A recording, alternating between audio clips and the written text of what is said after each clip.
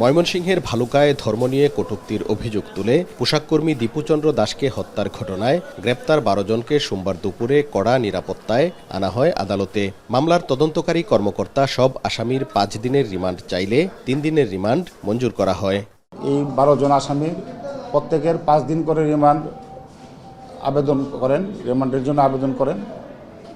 অদ্য বিজ্ঞ আদালতে দীর্ঘ শুনানির পর বিজ্ঞ আদালত আসামিদের ৩ দিনের রিমান্ড মঞ্জুর করেন। এই মামলার তদন্ত অব্যাহত আছে।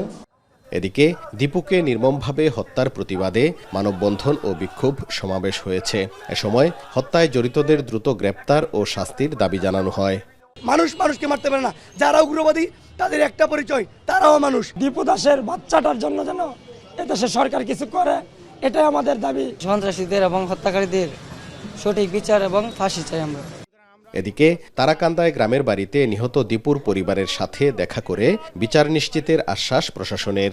ভালুকায় যে কোম্পানিতে চাকরি করতেন সেই কোম্পানির সাথে আমাদের কথাবার্তা চলছে, যাতে করে ওনার যেহেতু শ্রমিক উনি ওই কোম্পানির ছিলেন, ওই শ্রমিকের ক্ষতিপূরণ বাবদ কিছু এই পরিবারের পাশে দাঁড়ানো যায়। এই ঘটনার সাথে সরাসরি জড়িত এবং এই মব সৃষ্টির সাথে যারা জড়িত ছিল তাদেরকে ইতোমধ্যে আপনারা শুনেছেন যে ১২ জনকে আইনের আওতায় নিয়ে আসা হয়েছে, গ্রেপ্তার করা হয়েছে এবং এই অভিযান চলমান আছে। আমাদের কাছে আরও বেশ কিছু তথ্যপাত্র অলরেডি চলে এসেছে।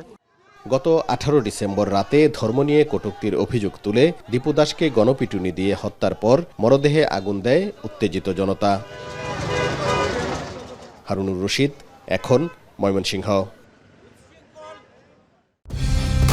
কালার এক্সপার্ট, জর্জ স্যাপ এবং মাইল্ড অন হ্যান্ডস টেকনোলজি সমৃদ্ধ অরিক্স ক্রিস্টাল ওয়াশ আপনার লন্ড্রি এক্সপার্ট।